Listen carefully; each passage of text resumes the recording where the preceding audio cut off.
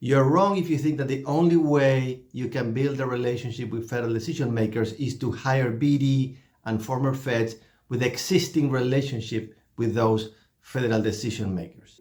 You know you can provide sophisticated solutions to requirements, and you think my next step is to get in front of these people, that make the decisions. You know you can provide sophisticated solutions to sophisticated requirements, so you think I need somebody with relationships. That's the part that I'm missing.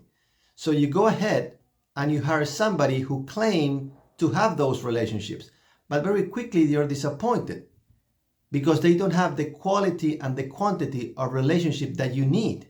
If you believe this is the only way, you will be limiting your ability to meet with federal stakeholders. And with that approach, you are probably limiting also the people that you hire. You got yourself in a loop. The problem with existing relationships is that they are never enough. The truth is that agencies and defense organizations have thousands and thousands of people, and they rotate. They never stay in the same place forever. So you're probably giving a hard time to the people that you hire because you're asking something that a human cannot possibly do. Nobody can have existing relationships with all the stakeholders that you want to meet. One of our customers has around $40 million in past performance doing cloud, networking, and cybersecurity. And we identified for them an opportunity at NavAir that had a 90% technical match. That was a start. The start was a technical match. They didn't have a relationship with anyone related to this requirement, with any federal stakeholders or the program office or the contracting office or anybody. From research, we found out that the requirement was coming from NOC ID's IC2 and IS. This is the Customer Integrated Command Control and Intelligence Systems Division. So that was the first basic step. After that, we identify incumbent personnel, meaning incumbent employees working with the incumbent contractor. And we also identify federal employees willing to move to the private sector.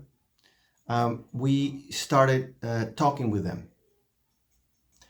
Some of the people we talked to were chief architects, IT system engineers, software engineers, and 2 federal program managers.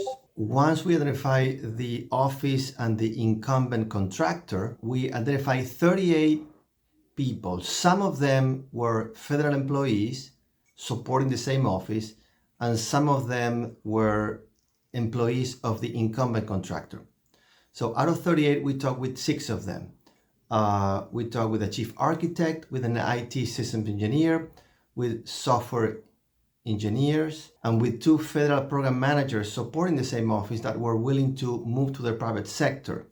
So they were interested in being employees of our customer. All those people gave us a good idea of the situation at this specific office. They gave us some of the pain points that they were suffering through. Some of them were lack of knowledge of legacy systems, lack of defined strategy goals, lack of identified priorities inside the agency, knowledge drain with high turnover rates, younger staff that were retiring due to uncertainty, requirements creep, multiple stakeholders, adding scope midstream, leadership pressures, and some others that maybe I could not disclose here. Those are some of them. Then we identified 15 potential partners for our customer that were knowledgeable on this office, that were supporting this office, and that they have a good reputation.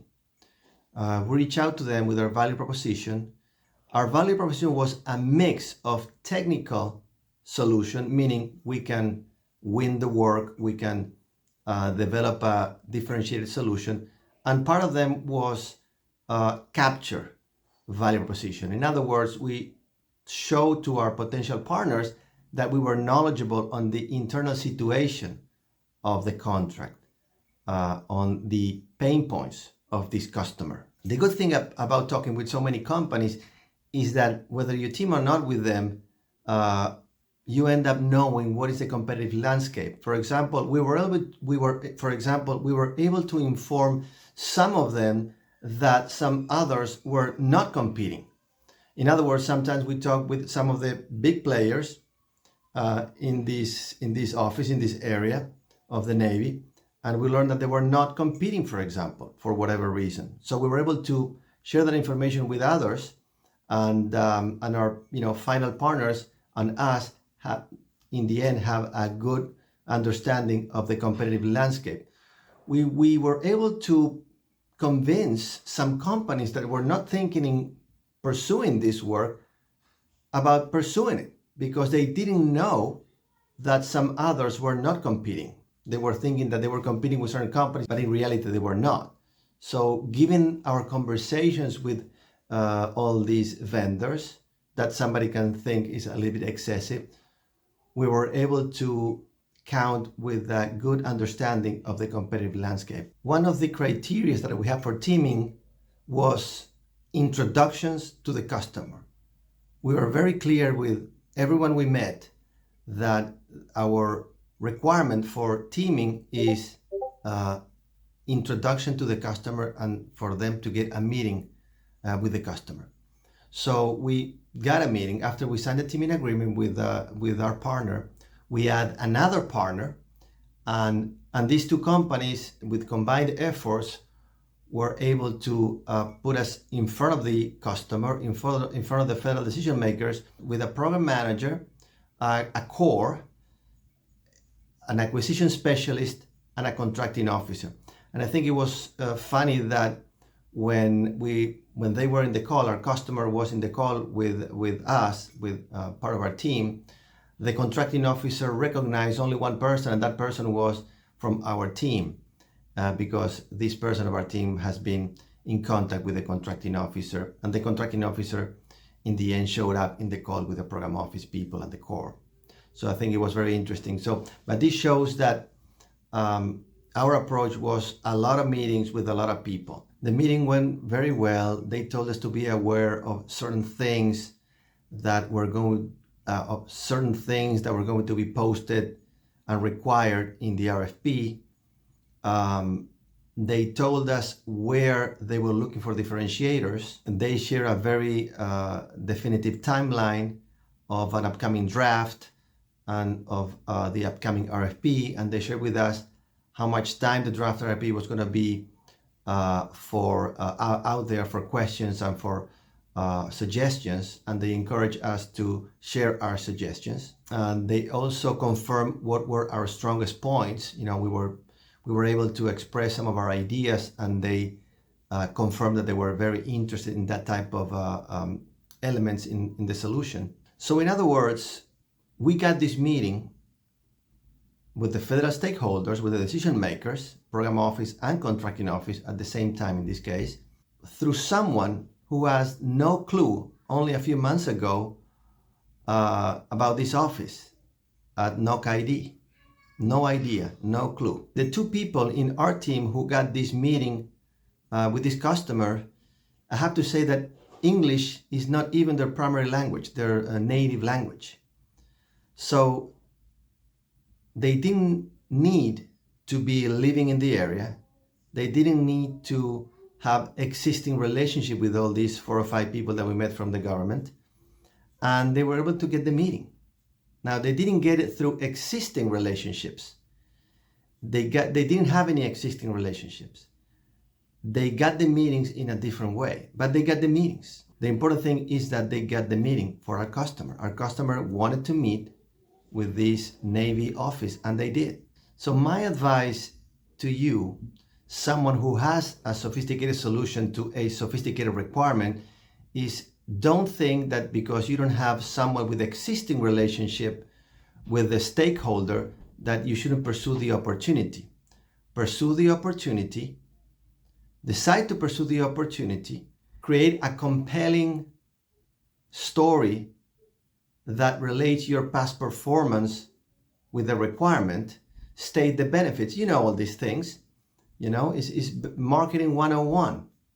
And then identify the federal stakeholders that you want to meet. the contracting office, the small business office, and the program office. The program office being the most difficult and the most important one of those, right? Our approach is not to go directly at once to the most difficult target, the program office, but to go around it. Meet with the contracting office, meet with the small business office, meet with federal employees that support that office, that are willing to talk a little bit. And maybe they're not the person that you want to meet, but they are close to the person that you want to meet, and maybe they're open to move to the private sector. Meet with incumbent employees of the incumbent contractor, meet with incumbent employees of the subs of the prime contractor, meet maybe with former employees of the prime, meet with partners, meet with all these people, and that will give you a good understanding of the situation, and you're going to be able to select the best potential partners. You have to put all this information together. Once you collect all the information, you're going to be very knowledgeable on what's going on, and that will allow you to select a partner that can make an introduction. You should qualify your partners with the criteria of, can they get you a meeting? Now, the problem is that if you're not very knowledgeable on the requirement, if you don't add enough value, companies that have the relationship will not introduce you because they're not going to look good. With introductions, the most important thing that the person who needs to introduce will think is, are these people going to make me look good? If you ask for an introduction to a company that has the right relationship to introduce you, and they feel that you're not going to make them look good, they're not going to make an introduction. So that is why it is important to collect all this information before asking for introductions. The right approach is to create a value proposition for the different relationship zones of a requirement. The contracting office has certain goals, the small business has certain goals, the program office has certain goals. They're all different. Your message should adjust to each relationship zone. Incumbent employees have other goals as well. They want a job, they want a good company with good culture. Partners have other goals. They want to win.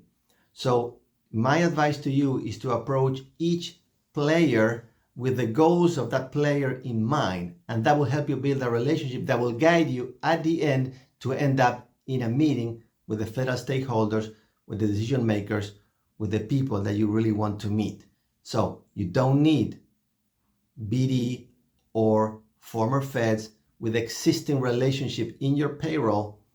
You don't need BD or former feds in your payroll with existing relationship with the federal stakeholders that you want to meet. All you need is a methodology like the one that I'm describing to be able to meet. All you need is an approach that is based on your technical solution. This approach will allow you to, in the end, meet the federal stakeholders.